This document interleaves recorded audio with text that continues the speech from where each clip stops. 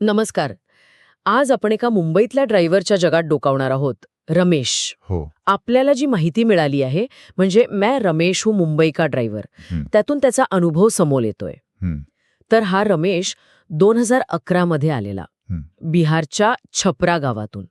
फक्त 120 रुपये खिशात. फक्त 120? हो. आणि सुरुवातीला तर दादर स्टेशनवर झोपायचा. तर त्याचा मुंबईतला संघर्ष, त्याची जिद्द, यावर आज आपण बोलणार आहोत. नक्कीच. म्हणजे बघा ना, एका बाजूला गावातून मोठी स्वप्न घेऊन आलेला एक तरुण बरोबर? आणि दुसऱ्या बाजूला मुंबई हे महानगराचं कठोर वास्तव. हा हं. संघर्ष सुरुवातीपासूनच दिसतो. हो. रिक्षा चालवायला लागला तो. पण ते फक्त पैसे कमावण्यापुरतं नव्हतं. म्हणजे शहरात टिकून राहायचं कसं, ही पहिली पायरी होती ती. अनेक जण येतात असे. हो ना. आणि कुठल्या तरी छोट्या कामातून शहराशी जुळून घेण्याचा प्रयत्न करतात. अगदी. आणि त्या प्रवासातले काही अनुभव तर म्हणजे विचार करायला लावणारे आहेत. सुरुवातीला म्हणे 12 तास काम करून पण 200 रुपये मिळतील की नाही सांगता येत नव्हतं. बापरे, 12 तास. आणि पावसाळ्यातलं ते गुडघाभर पाणी, त्यात गाडी चालवणं, मुंबईकरांना नवीन नाही म्हणा, पण रोज करणाऱ्यासाठी खूपच त्रासदायक असणार ते.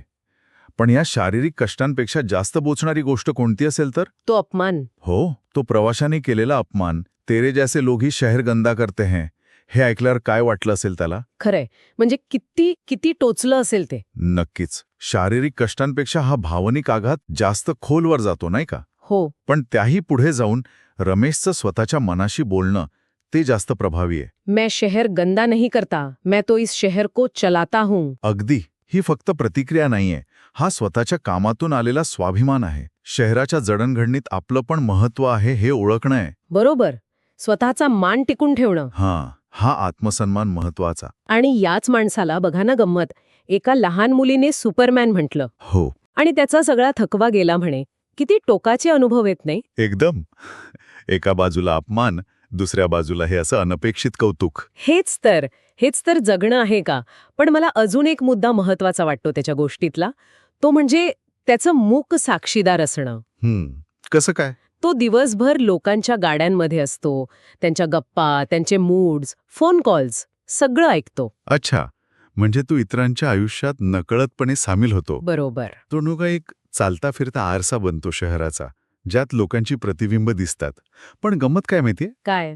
आरशाला स्वतःचं असं काही अस्तित्व किंवा भावना नसतात ना, तशीच काहीशी अवस्था रमेशची होते. हां. तो म्हणतो ना, कोणी विचारत नाही रमेश, तू कसा आहेस? हो.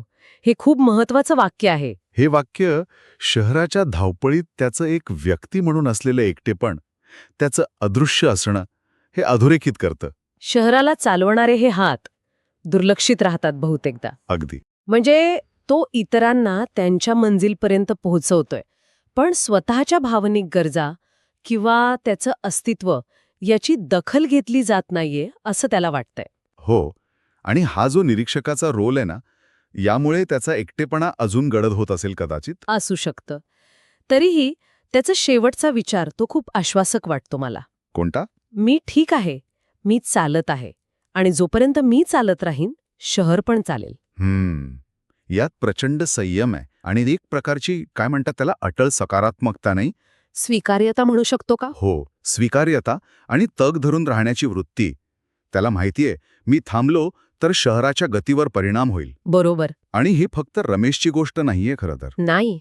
मुंबईसारख्या शहरात, कुठल्याही मोठ्या शहरात रात्रंदिवस कष्ट करणारे असंख्य लोक आहेत. त्यांच्या न बोलल्या गेलेल्या भावनांचं हे एक प्रातिनिधिक चित्रण आहे. त्यांचं योगदान खूप मोठं आहे, पण त्याची जाणीव किती जणांना असते, हाच प्रश्न आहे. खरे.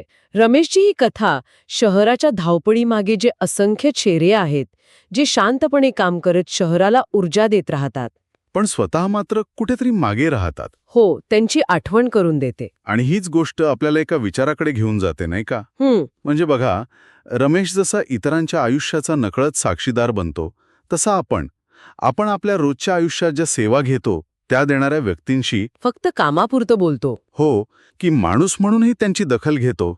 त्यांच्या कामापलीकडे असलेलं त्यांचं स्वतःचं जग, त्यांच्या भावना, याचा आपण कधी विचार करतो का? हा विचार करण्यासारखा मुद्दा आहे.